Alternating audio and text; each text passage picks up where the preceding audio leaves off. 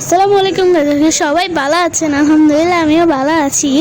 আজকে ব্লগ করেছি কি আমরা রামেন খাবো। হঠাৎ করে প্ল্যান হলো জাল জাল স্পাইসি রামেন খাওয়া যাক। তো চলেন রামেন রান্না শুরু করে দিই।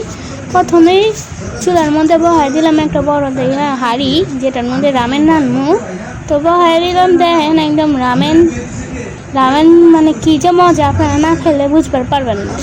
চাই দিয়ে দিলাম রামেনটারে নুডলসটা ভালো করে ভাঙ্গা দিবেন। বাইরে বাচ্চা এটা ছিল না প্যাকেটেতে, তারপর অনেক জোরাচুরি করে বাইক করলাম।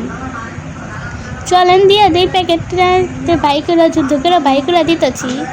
চলেন তো দেখেন আমার রামেনের যেই প্যাকেট পুরো খালি হয়ে গেছে। 2 প্যাকেট রামেন আনছিলাম, 2 প্যাকেটই আনছি, আর আমার বন্ধু বান্ধব বান্ধবী সবাই মিলেই খাইছি। সো এই দেখেন আমরা দিয়ে দিলাম পুরো নুডলস। এখন নুডলস ভাঙতে ভাঙতে তো পুরো ইয়ার কমু বড় একটা টুকরো পড়ে গেছে, ভাঙা পারি নাই। আচ্ছা দেখতে থাকেন, নুডলস দিতেছি। আর আমার ব্লগ কেমন লাগে অবশ্যই করবেন। আর আমি কিন্তু আজকে টন স্টাইলে কথা কইতেছি।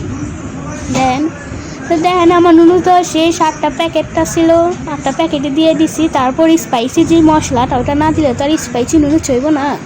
সো ফার্স্টে দিয়ে দিলাম স্পাইসি নুডলসের মশলাটা, যেটা না দিলে স্পাইসি মনেই হইব না। এখন দেখেন, আপনারা যদি খাইবার চান তাড়াতাড়ি দোকানে যান, রামেন অর্ডার দেন, রামেন খান, একদম অপেক্ষা করবেন না। আমারটা দিয়ে আবার লোভ লাগাই দিয়েন না, কয়ে দিলাম লোভ লাগাইলে কিন্তু আমার পেট বিষ করবো। তো দেখতে থাকেন, আমি লাড়াচাড়া দিতেছি এখন, কারণ মশলাটা তাকে মিশাইতে হইব না, মিশাইলে তো হইব না। আবার আগে মশলাটা ভালো করে মিশাই লই, তারপর লম্বা লম্বা ধইনা পাতা, তারপর কাঁচামরিচ কুচি কুচি করা একদম কাইটা কলি কলি করে দিয়ে দিলাম, মজা অনেক লেগা। এই দেখেন আমার রামেন রান্না শেষ। এখন তো ডিম পোচ করতে হইব। ডিম পোচ ছাড়া কেবল রামেন হয়নি, আগে আমি রামেনের লেগা ডিম পোচটি করে লইলাম।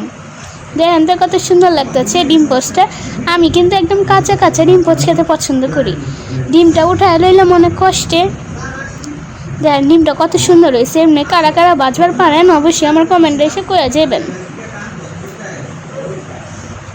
তো দেখবার থাকেন, আমি আরেকটা ডিম ছেড়ে দিব এখন। মাশাআল্লাহ আমার হাতে ডিম পোচ আমার মামু অনেক পছন্দ করে। তো দেখেন আমি বাঁচতেছি, ডাকনা নিয়ে ডাইকা দিলে আরও সুন্দর হয়। একটুখানি লবণ ছিটাই দিবেন। এই তো আমার ডিম পোচ রেডি। 6টা ডিম পোচ করছি, আমরা 6 জন খামো। বৌমা মরিচ একদম কুচি কুচি ফালি ফালি করে রয়েছি। আর আমার বান্ধবীর লেগে ফুকনা মরিচ লয়ে লইছি, আবার ফুকনা মরিচ খায়। দেখেন প্রত্যেকটা ভিতরে একটা করে আলাম ডিম, দেখতেই তো সুন্দর লাগতেছে, খাইবার জেনে কেমন লাগে।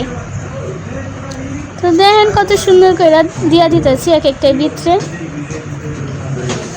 তো দেখতে থাকেন, কত সুন্দর লাগতেছে না? যারা যারা খাইবেন অবশ্যই আমার রেসিপি ফলো করে খান, তাহলে আরও একটু মজা লাগবো। সো আমার আবার ডিম পোচ একদম কাঁচা কাঁচা মজা। আর স্পাইসি নুডলস কিন্তু গুঁড়া মরিচ একদম আমি ঢাইলা দিই। সো দেখতে থাকেন, এখানে আমি আরও মশলা আসলে ওইগুলো ছিটিয়ে দিতেছিলাম। দান আমার মশলা দাও, এই মশলা না দিলে আবার মজা লাগে না। আমার 2 বন্ধু এসবের কাজ করে লেগে গেছে, যে ওরা কাজ না করলে কইটা করে দিব না। সো দেখেন ওরা কেমনে করে কাজ করতেছে, কত সুন্দর করে মশলা দিয়ে দিলাম। এই মশলাটি হলো বয়েল ভেজিটেবল, মানে আগেই করা থাকে, পানির মধ্যে দিলে এটাও হয়ে যায়। এই দেখেন আমার স্বামী